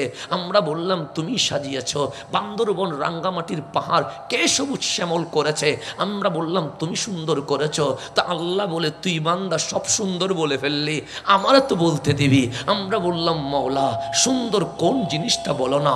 আল্লাহ বলে কক্সবাজার নয় বান্দা, সেন্ট মার্টিন নয় বান্দা, বান্দরবন রাঙ্গামাটির পাহাড় নয় বান্দা, সিলেটের জাফলং নয় বান্দা, সেই পিরামিড নয় বান্দা। মওলা কোন জিনিসটা তোমার কাছে সুন্দর লেগেছে? আল্লাহ ডাক দিয়ে বলে লাকাদ খালাকনাল ইনসানা ফি আহসানি তাকওয়িম। তুই যখন কক্সবাজারের দিকে তাকিয়ে বলছিস ভেরি নাইস, তুই যখন বান্দরবনের দিকে তাকিয়ে বলছিস বড় বিউটিফুল, তুই যখন সেই নেপালের হিমালয় দেখে বলছিস অফ এর চেয়ে সুন্দর আর হতে পারে না, তখন আমি আল্লাহ তুই বান্দার দিকে তাকিয়ে বলি বান্দা তোর চেয়ে সুন্দর আর কিছু হতে পারে না। তাহলে আল্লাহ মানুষকে উপরে তুললেন না নিচে নামালেন? তো আল্লাহ বলছে তুই বান্দা যখন পৃথিবীর সৌন্দর্য দেখে মুগ্ধ হয়ে যাস, তখন আমি আল্লাহ দৃশ্যগুলো দেখি না, আমি আল্লাহ তুই বান্দার দিকে তাকিয়ে থাকি। মাওলা কেমন তাকিয়ে তাকে জানেন? আপনি অবাক হয়ে যাবেন। মাওলা কেমন তাকিয়ে তাকে জানেন? আপনি অবাক হয়ে যাবেন। আল্লাহ আপনার দিকে কেমন করে দেখে আছে জানেন? আপনি শুনলে অবাক হয়ে যাবেন। আল্লাহ বললেন দাউদ আমার জমিনে আমার বান্দা আছে না নাই? হযরত দাউদ বলেন আছে। দাউদ কেমন পাইলা? দাউদ বলে দুই ধরনের পাইছি। আল্লাহ বলে কেমন মনে হচ্ছে? সে একটার নাম মুতবেরিন। মুতবেরিন মানে কি? জমিনটা কার? আল্লাহর। আসমানটা কার? আমি কার? তা আল্লাহর জমিনে আমি যখন সিনেমায় চলে যাই আমি আর আল্লাহর নাই, আমি যখন নাটকে চলে যাই আমি আর আল্লাহর নাই, আমি যখন অশ্লীল ভিডিওতে চলে যাই আমি আর আল্লাহর নাই, আমি যখন মাদক বেহায়াপনায় চলে যাই আমি কি আর আল্লাহর আসিনি? তো মুতবেরিন মানে পিছনে চলে যাওয়া, মানে আল্লাহ ছেড়ে দিয়ে ইবলিসের পথে চলে যাওয়া, এটার নাম কি? মুতবেরিন। তা আমি যদি আমার মায়ের কথা না শুনি আমার মা বিরক্ত হবে, আমি যদি আমার বাবার কথা না শুনি আমার বাবা আমাকে ঘর থেকে বের করে দিবে, কথা ঠিক না? কিন্তু আল্লাহ কি বলছে জানেন? দাউদ আমার বান্দা সিনেমা হলে চলে গেছে? দাউদ বলেন হ্যাঁ। আমার বান্দা জেনাতে চলে গেছে? দাউদ বললেন হ্যাঁ। আমার বান্দা অশ্লীলতায় চলে গেছে? দাউদ বললেন হ্যাঁ। আল্লাহ বলে শোনো, সে সকালবেলা গুনাহ করেছে, আমি মওলা তার ঘরে সকালের নাস্তা পৌঁছাইয়া দিয়েছে। সে দুপুর বেলা গুনাহ করেছে, আমি তার দুপুরের খাবার রেডি করেছি। সে রাতের বেলায় গুনাহ করেছে, আমি আল্লাহ তার জন্য রাতের খাবারের ব্যবস্থা করেছি। যেমন করোনার সময় লকডাউন হলো, শাটডাউন হলো, কিন্তু আমরা কেউ না খেয়েছিলাম, ঠিকই যে কোনো মাধ্যমে খাবার কিন্তু ঘরে পৌঁছে গেছে। তো আল্লাহ বলছেন দাউদ আমার যেই বান্দা আমাকে ছেড়ে দিয়ে অন্য পথে চলে গেছে, সে যদি জানতো ইন্তেজারি আমি আল্লাহর অপেক্ষা যে আমার বান্দা ফিরে আসবে, ওয়াশৌকি আমার বড় শখ, আমার বড় ইচ্ছে হচ্ছে আমার বান্দা তওবা করবে, ওয়ারিফকি সে চোখ দিয়ে গুনাহ করেছে আমি অন্ধ করে দিব না, সে কান দিয়ে গান শুনেছে আমি বধির করে দিব না, এ জবান দিয়ে গালি দিয়েছে আমি গলাতে চিপে ধরব না, সে হাত দিয়ে অনেক কাজ করেছে আমি হাত কেটে ফেলবো না, সে পা দিয়ে এমন জায়গায় গিয়েছে যেখানে মানুষ যেতে পারে না আমি প্যারালাইজ দিব না, আমি মাওলা অপেক্ষায় আছি, আজ না হয় কাল আমার বান্দা আমার কাছে ফিরে আসবে। অপেক্ষা সে কে? আল্লাহ। সে যদি জানতো আমি কেমন অপেক্ষা করছি, সে যদি জানতো আমার দয়া তার প্রতি কেমন আছে, সে যদি জানতো আমার ভেতরের শোক কিরকম আছে, আমার বান্দা আমার ওই অপেক্ষার দিকে তাকিয়ে নিজেকে ফেদা করে দিত। তাহলে কার জন্য? গুনাহগারের জন্য, নামাজের জন্য না। তা আল্লাহ বলছে গুনাহগারের জন্য আমার যদি এত প্রেম থাকে যে নামাজ পড়ে তার জন্য প্রেমটা কতটুকু হবে? মুকবেলিন যে সিজদা দিয়েছে ওর জন্য আমার প্রেম কতটুকু হবে? বলছেন কে? আল্লাহ। তাহলে আল্লাহ ইন্তেজারে আসে না নাই? কেমন ইন্তেজার আপনি অপেক্ষা করে দেখেন। আল্লাহর রসুল বুখারী মুসলিম, এগুলোদেরকে একটু সরাই দেন তো, বাচ্চাদেরকে সরে যাও, তোমরা সরে যাও, সরে কারণ এখানে আমি কথা বলছি রেফারেন্স দিয়ে, এটাকে আমি মাহফিল মনে করছি না, এটাকে আমি ক্লাসরুম মনে করছি। কারণ আমি চাই দাওয়াতে খায়ের সিস্টেমে কি হোক, মাহফিল হোক। কারণ আমরা একটা গাইডলাইনের উপর চলি। কিসের উপর? গাইডলাইন ছাড়া চলা ঠিক না। কারণ ইসলাম একটা গাইডলাইনের উপর আসছে, কথা ঠিক না? আমি চলি আমার বাবার গাইডলাইনে। কার গাইডলাইনে?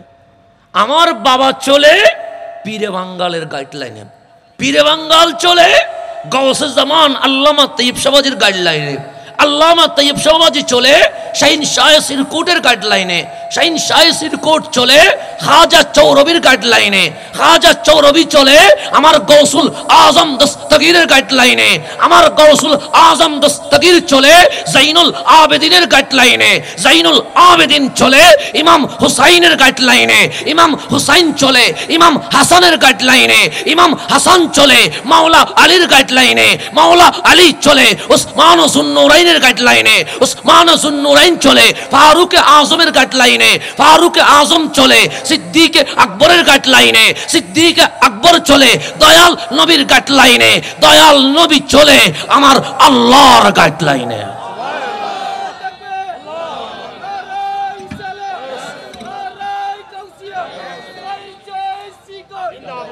গাইডলাইন, গাইডলাইন ছাড়া চলা ঠিক না, গাইডলাইন লাগবে, কথা ঠিক না?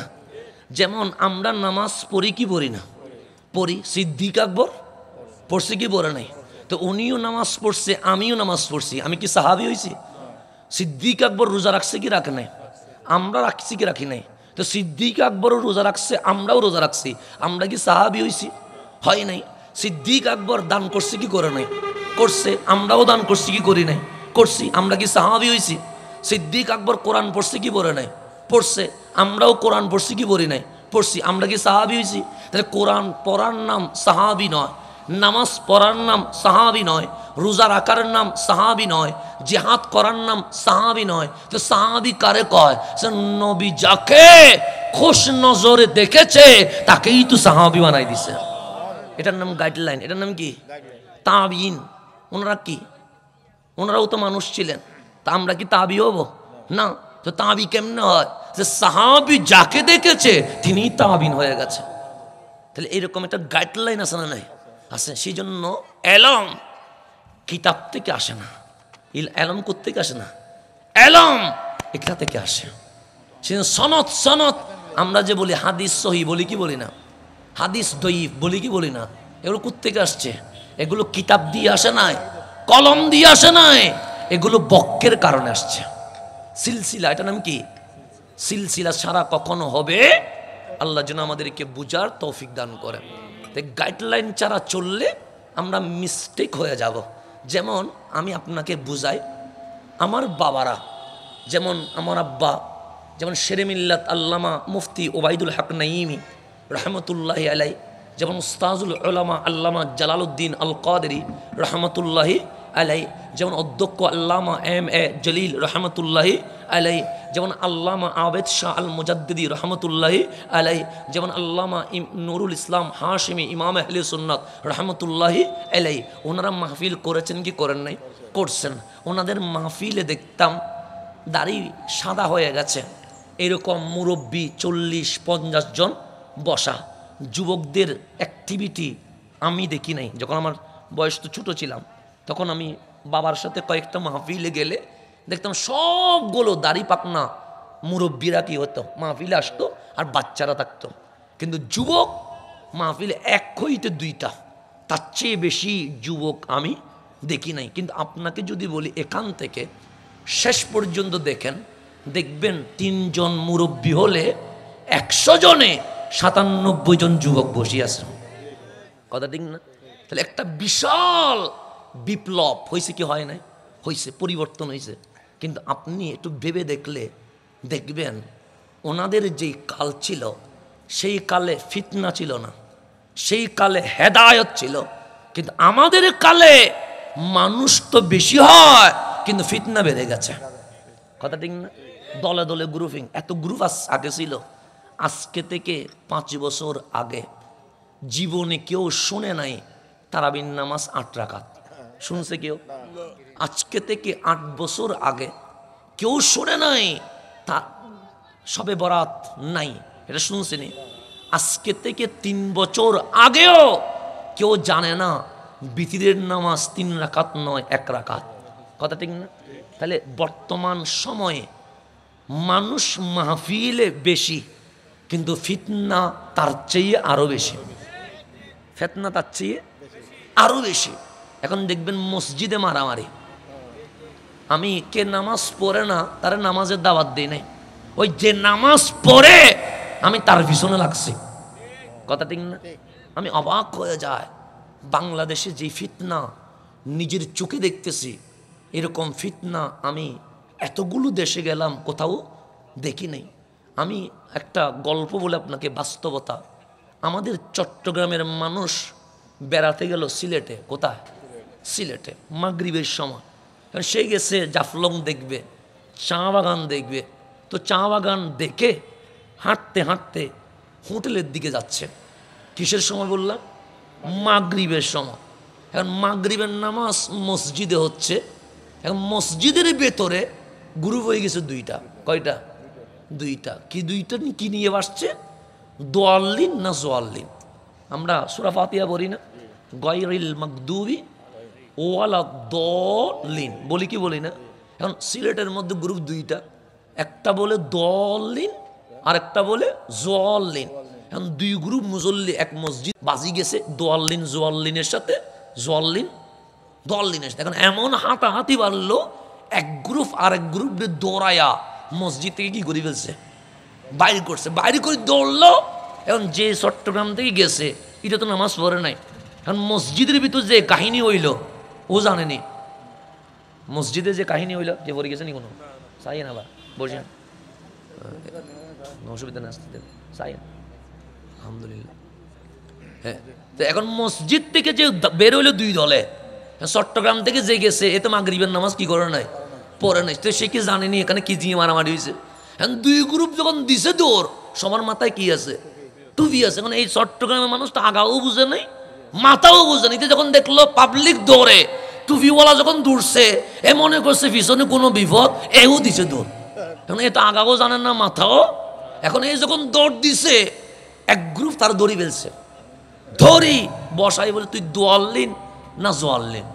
এ তো অবাক হয়ে গেছে, কিরে কিসের মধ্যে বললাম, কি দোয়াল্লিন কি জোয়াল্লিন? দোয়াল্লিন কি জোয়াল্লিন কি? সে বেটা সূরা ফাতিহার মধ্যে তুই ওয়ালা দলিন বলস না ওয়ালা জলিন বলস। এখন এ মনে মনে ভাবতেছে যেটা দৌড়লো সেটা কি দোয়াল্লিন গ্রুপ না জোয়াল্লিন গ্রুপ?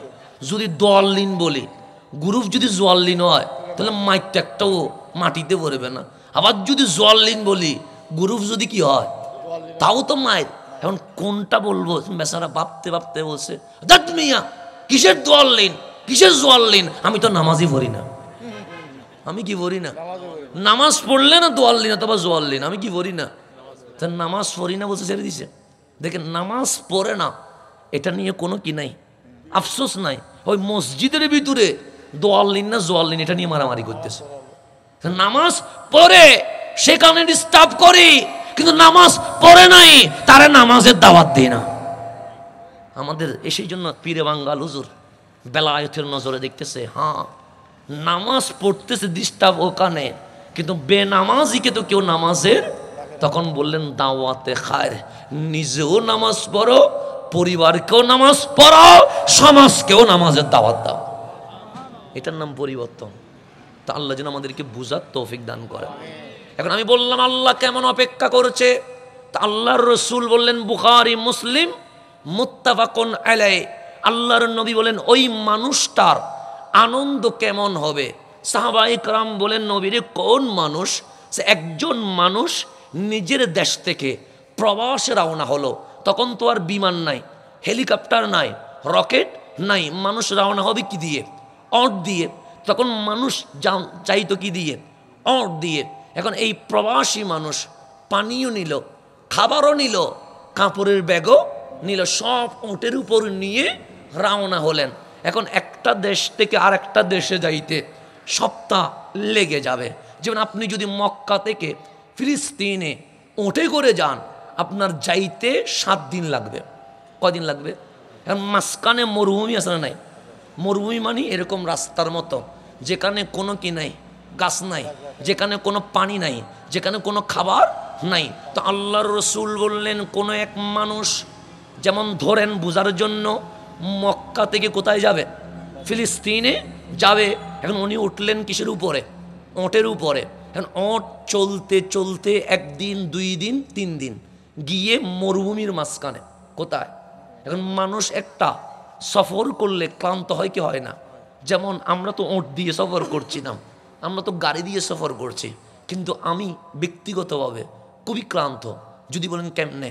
আমি যে বের হইছি বুধবারে, বৃহস্পতিবার কুমিল্লা, তারপর দিন শুক্রবার ঢাকায় জমা, রাত্রের নারায়ণগঞ্জ, সেখান থেকে এসে গতকাল 2টা রাঙ্গুনিয়াতে, আজ সকালে আমার ঘরে ফাতিহা, সেখান থেকে আমি গেলাম সরকারহাট, সেখান থেকে আসলাম কোথায়?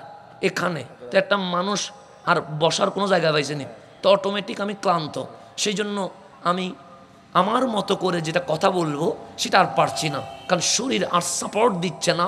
শরীর বলছে তোমার উপর ঘুমানো বরস, কিন্তু আপনারা বলতেছেন তোমার উপর গোলামি করা বরস।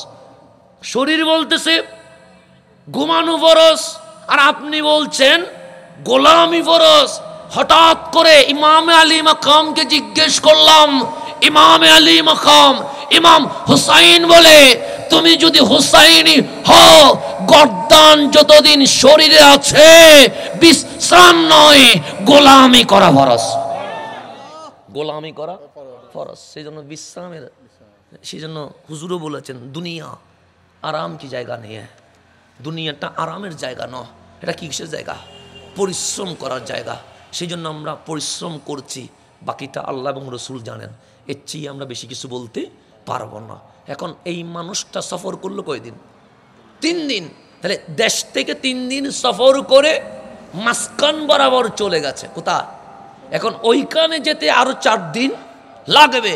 ক্লান্ত শরীর, তিনি ওঁট থেকে নেমে ওঁটটা কিছুতে বেঁধে উনি কিছু ছায়ার নিচে একটু করে ঘুমালেন।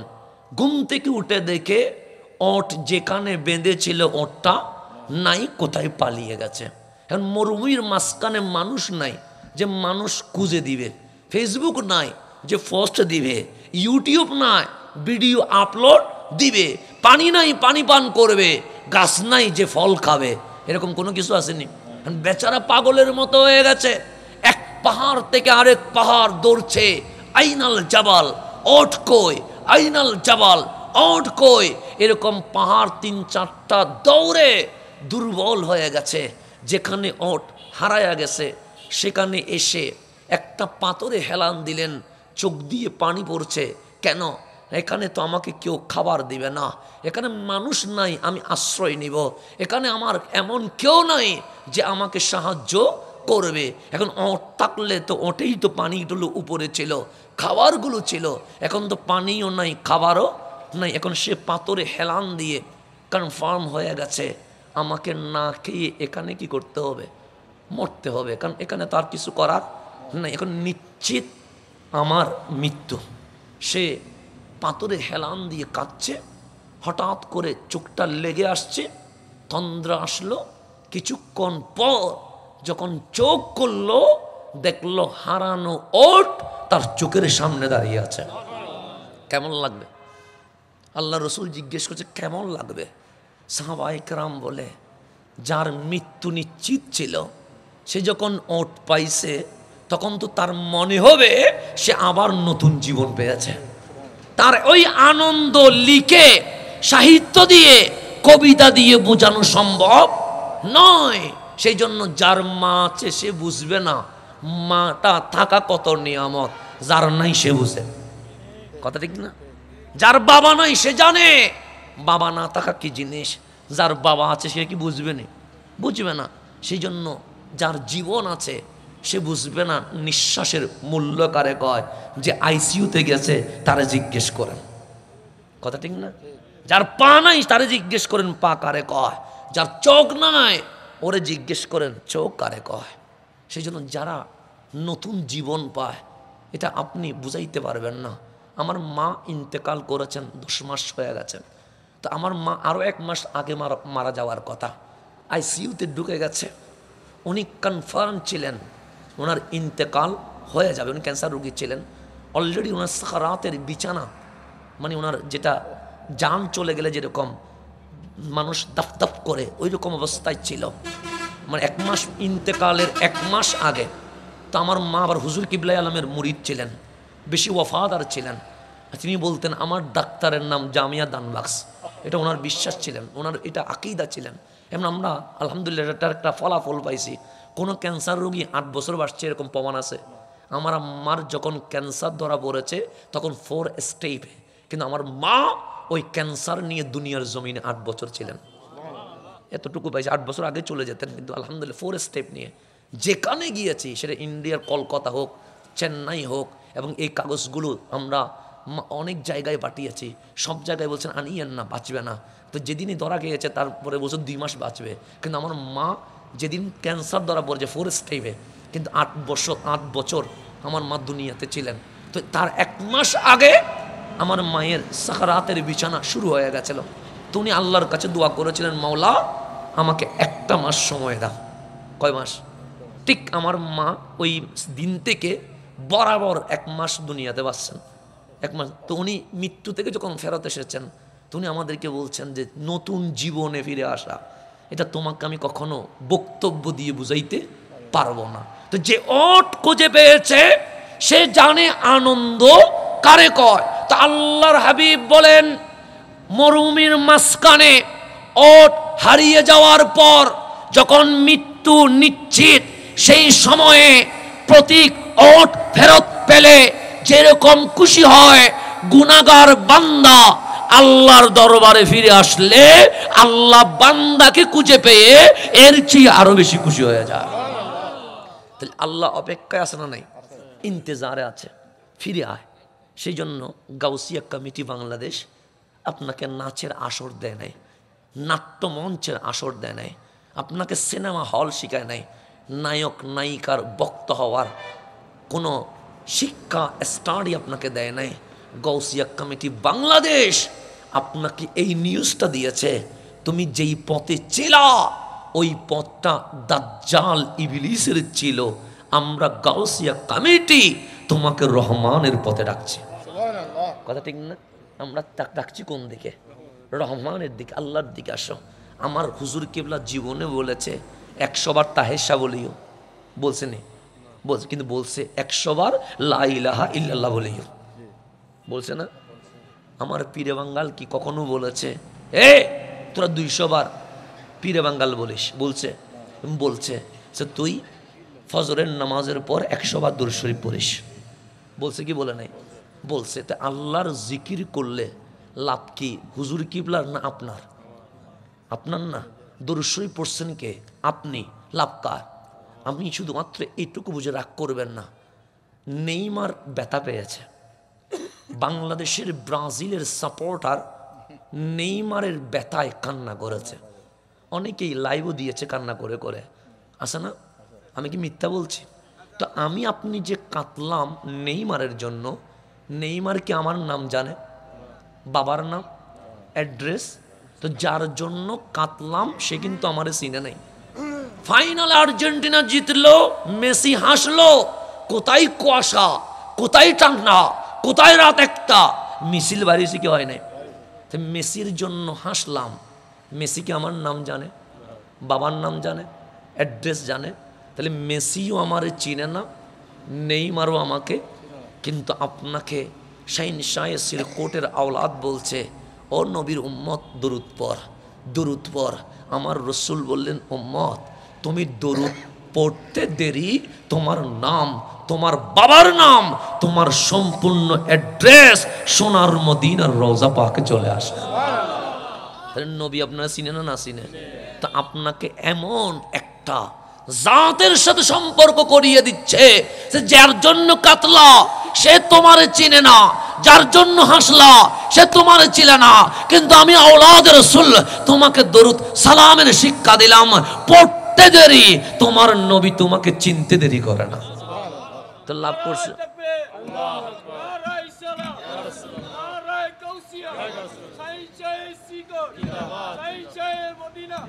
তো লাভ করছে না ক্ষতি করছে?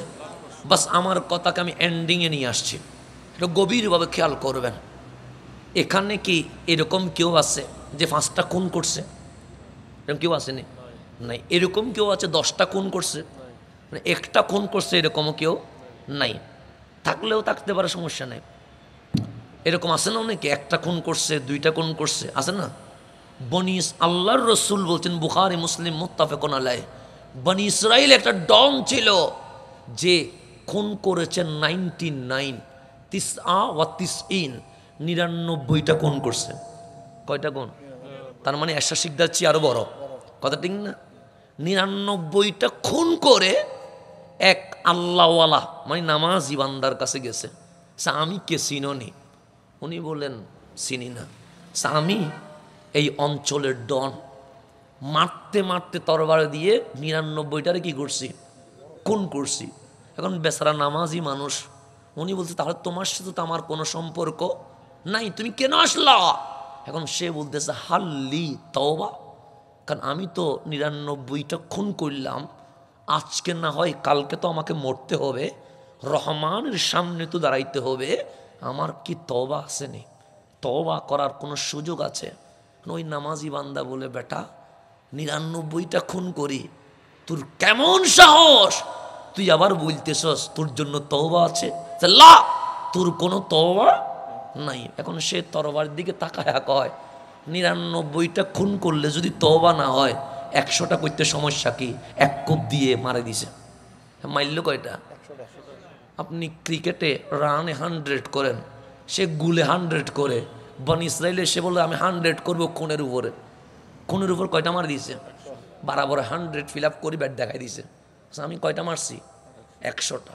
100টা খুন করার পর তার মনের ভেতরে বারবার অনুশোচনা, 100 খুনের আসামি, রহমানের সামনে কেমনে যাব?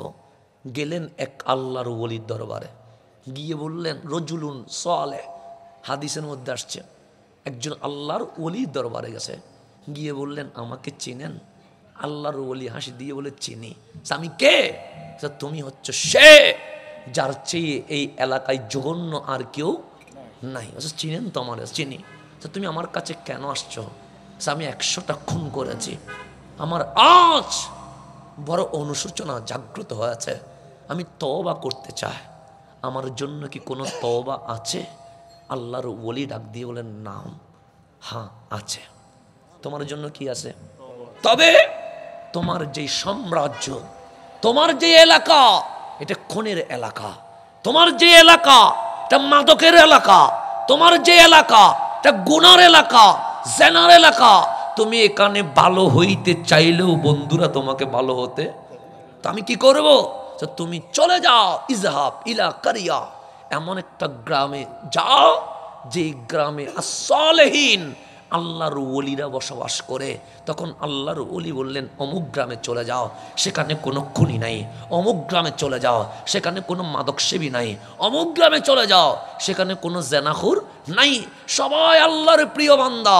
তুমি সেখানে গিয়ে আল্লাহর প্রিয় বান্দাদের মাঝখানে বসে রহমানের দরবারে মোনাজাত করে বলো, মাওলা গুনাহগার তো ছিলাম, কিন্তু এসেছি তো ভালো মানুষের দলে, মাওলা আমার তওবাটা কবুল করো। আল্লাহর ওলি বলেন ওখানে গিয়ে তওবা করলে মাওলা তোমার তওবা কবুল করবে। এখন একটা সুযোগ পাইছে কি পাই নাই? কারণ এই বেচারা সবগুলো তওবা করে তরবারি ফেলে দিলেন, ভালো জামা পরলেন, আতর সুগন্ধি লাগায়া রওনা হলেন যে আল্লাহর ওলিদের গ্রামে চলে যাবে, ভালো মানুষের গ্রামে চলে যাবে। আল্লাহর রসুল বললেন এখনো নিসফুত তরিক, অর্ধেক রাস্তায় যায় নাই। এর আগে জিবরিল আজরাইল আসলেন, আজরাইল এসে তার জান কবজ করে নিয়ে গেলেন। এখনো ভালো মানুষের এলাকায় কি করে নাই? অর্ধেকও যায় নাই। অর্ধেকের আগে আজরাইল এসে কি করলেন? হায়াত শেষ, জান কবজ করছেন। এমত অবস্থায় আযাবের ফেরেশতা আসছে, তাকে কোথায় নিয়ে যাবে? জাহান্নামে। যখন জাহান্নামে যখন নিতে চাচ্ছে, হঠাৎ রহমতের ফেরেশতা সে বললেন সে জাহান্নামে নয়, সে জান্নাতে যাবে। সে কেন? সে তওবা করতে চেয়েছিল, তওবার জন্য রওনা হয়েছে। সে তওবা করতে চেয়েছিল কিন্তু তওবা তো করতে পারে নাই, শুধু যাবে কোথায়? জাহান্নামে। দুই দল যখন মারামারি শুরু করছে, আমার আল্লাহ ডাক দিলেন, জমিন খারাপ এলাকাটা তার লাশের কাছে, ভালো এলাকাটা তার লাশের চেয়ে দূরে। আল্লাহ অর্ডার করলেন, ভালো এলাকা লাশের কাছে চলে আসো, খারাপ এলাকা লাশ থেকে কোথায় চলে যাও, দূরে চলে যাও। এটা যখন করে দিলেন, আল্লাহ একজন ফেরেশতাকে পাঠালেন, যাও রহমত আর আযাবের ফেরেশতা ঝগড়া করছে, সমাধান করে দিয়ে আসো। এখন ওই ফেরেশতা নামলেন, দেখলেন দুই দল একসাথে টানাটানি করছে, কেউ বলে জাহান্নামে, কেউ বলে জান্নাতে। এখন বিচারক এসে বললেন, কি শুরু করছো? রহমতের ফেরেশতা বলে জান্নাতে নিতে চায়, আযাবের ফেরেশতা বলে জাহান্নামে নিতে চায়। এখন উনি বললেন, কেন? সে 100 খুনের আসামি, তারে জাহান্নামে নিতে হবে। রহমতের ফেরেশতা বলছে, হ্যাঁ খুনের আসামি, কিন্তু তওবা তো করতে চেয়েছিল, তো তোমরা ঝগড়া করলে তো সমাধান হবে না, চলো আমরা একটা সমাধানে চলে যাই। সে কি সমাধান? সে তার লাশের চেয়ে যদি খারাপ এলাকাটা কাছে হয়ে যায়, সে জাহান্নামে চলে যাবে, আর যদি ভালো এলাকাটা কাছে হয়, সে জান্নাতে চলে যাবে। এখন ফিতা দিয়ে যখন মাপতে শুরু করলো, দেখলো খারাপ এরিয়াটা দূরে, ভালো এরিয়াটা কাছে। তখন বললেন বিচারক, রহমতের ফেরেশতা তারা জান্নাতে নিয়ে যাও। তাই এখনো ভালো এরিয়াতে আসতে পারে নাই, আসার জন্য মাত্র রওনা হয়েছে। এতে যদি জান্নাতি হয়ে যায়, আমার সেই শায়েসের কোড বলে দাওয়াতে খায়, তোমাদেরকে জান্নাতের পরিবেশ দিয়ে দিলাম, এসে যাও, মাওলা তোমাকে জান্নাতে নিয়ে যাবে। খায়ের মানে তাকবীর, নারায়ে রিসালাত, নারায়ে গাউসিয়া। খায়ের মানে ভালোর দিকে, দাওয়াত মানে আহ্বান, দাওয়াতুল খায়ের মানে ভালোর দিকে আহ্বান, সিনেমার দিকে নয়, নাটকের দিকে নয়, জেনার দিকে নয়, ইফটিজিংয়ের দিকে নয়, মাদকের দিকে নয়, মসজিদের দিকে আহ্বান, জান্নাতের দিকে আহ্বান, রসুলের দিকে আহ্বান। তো একজন 100 খুনের আসামি ভালোর দিকে যদি কদম দিলে জান্নাতি হয়ে যায়, আপনি তো ভালোর ভিতরেই বসে আছেন। কথা ঠিক না? আপনি কিসের ভিতরে? ভালোর ভিতরে। তা আপনার কি অবস্থা হবে? আল্লাহ যেন আমাদেরকে বুঝার তৌফিক দান করে। আমার কথা এখানেই শেষ করছি। ইবলিসকে চিনেন তো? চিনেননি? আদুভুম মুবিন। আল্লাহ বলছে তোমার সুস্পষ্ট প্রকাশ্য শত্রুর নাম ইবলিস। শত্রুর নাম কি? এখন আল্লাহ বলছে ইন্নাকা রাজিম, তোরে আমি কি করে দিছি? বয়কট করে দিয়েছি, 1 নাম্বার। 2, আমি আল্লাহ তোকে লানত দিছি। 3 নাম্বার, তোকে আমি আল্লাহ আবা ওয়াস্তাকবারা ওয়া কানা মিনাল কাফিরিন, তোকে আমি কাফের বানাইছি। 3 নাম্বার ফি নারে, 4 নাম্বার ফি নারে জাহান্নাম খালিদিনা ফিহা আবাদা, তোকে স্থায়ীভাবে আমি আল্লাহ জাহান্নামে বানাই দিছি। কয়টা দিলেন? 1 নাম্বার বয়কট, কোনো সম্পর্ক নাই। 2 নাম্বার লানত, 3 নাম্বার কাফের, 4 নাম্বার স্থায়ী জাহান্নামী। 4টা পাওয়ার পর আল্লাহরে জিজ্ঞেস করতেছে, আল্লাহ আমি কি তোমাকে সিজদা দেই নাই? আল্লাহ বলে দিয়েছিস। আমি কি সুবহান রব্বিয়াল আলা বলি নাই? আল্লাহ বলে বলেছিস। আমি কি লা ইলাহা ইল্লাল্লাহ জিকির করি নাই? আল্লাহ বলে করেছিস। আমি কি 6000 কোটি বছর তোমার বান্দিগি করি নাই? আল্লাহ বলে করেছিস। তাহলে মাওলা বান্দিগিও করলাম, সিজদাও দিলাম, জিকিরও করলাম, আমারে তুমি ইবলিস বানায়া, বয়কট করে কাফের বানায়া, লানত দিয়ে জাহান্নামী বানায়া দিলা, কারণ কি?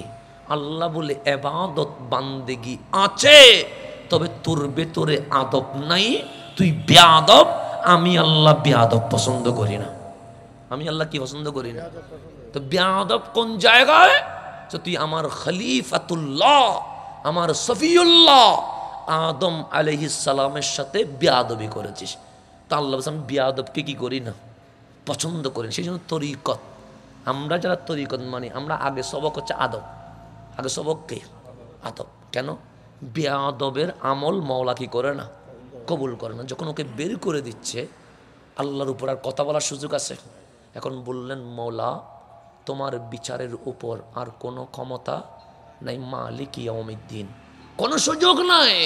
কিন্তু আমি যদি 3টা জিনিস চাই দিবানি? আল্লাহ বলে দিব। 1 নাম্বার, আমাকে কিয়ামত পর্যন্ত বাঁচার সুযোগ দিতে হবে। কি পর্যন্ত? কিয়ামত পর্যন্ত। আল্লাহ বলে দিলাম।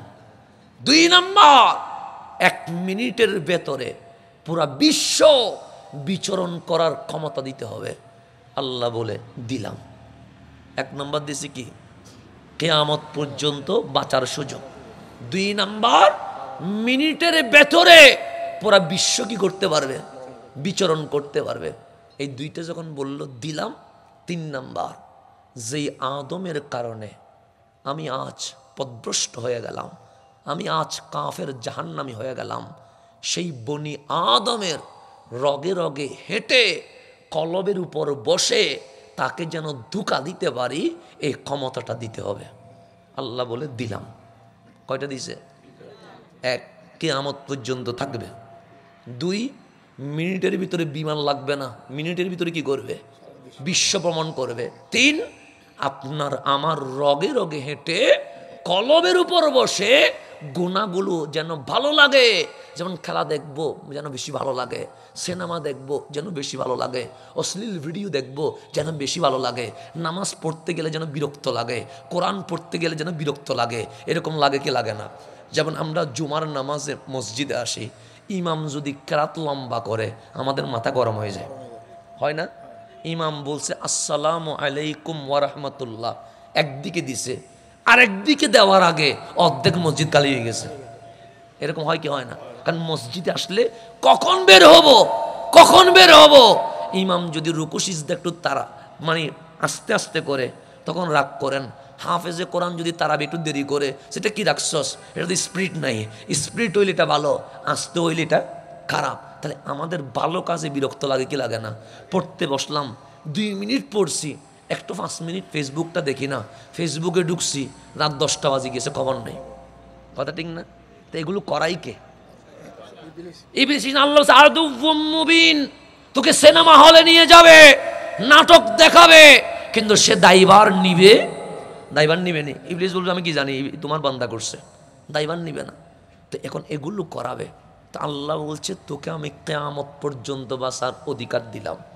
2, মিনিটের ভিতরে বিশ্ব ভ্রমণ করার অধিকার দিলাম। 3, আমার বান্দার রগে রগে হেঁটে কলবে উঠার অধিকার দিলাম। 3টা সুযোগ যখন পাইছে, এখন আল্লাহরে বলছে এটা চ্যালেঞ্জ করতেছি। আল্লাহ বলে কিসের চ্যালেঞ্জ? ফাবি ইজ্জাতিকা, তুমি আল্লাহর ইজ্জতের কসম, এই বনি আদমের রূহ যতদিন বডির ভিতর থাকবে ততদিন আমি ইবলিস গুনাহ করায়া দোয়াল্লিন বানায়া আমিও জাহান্নামে যাব, তোমার বান্দারেও জাহান্নামে নিব। চ্যালেঞ্জ করতেছে কে? ইবলিস। কার কসম করছে? আল্লাহর কসম করছে। আল্লাহ বলে তুই এটা কসম করছস? ইবলিস করছি। আল্লাহর কোরআনও এটা বলছে লা উগবিয়ান্নাহুম আজমাইন। ইবলিস বলছে সবাইকে আমি জাহান্নামে নিয়ে যাব, সবাইকে আমি পথভ্রষ্ট করব। আল্লাহ বলে আমিও একটা চ্যালেঞ্জ করলাম। মাওলা কি চ্যালেঞ্জ? ফাবি ইজ্জতি ওয়া বিজালালি, তুই কসম করছস একটা, আমি কসম করলাম 2টা। 1, আমি আল্লাহর ইজ্জতের কসম।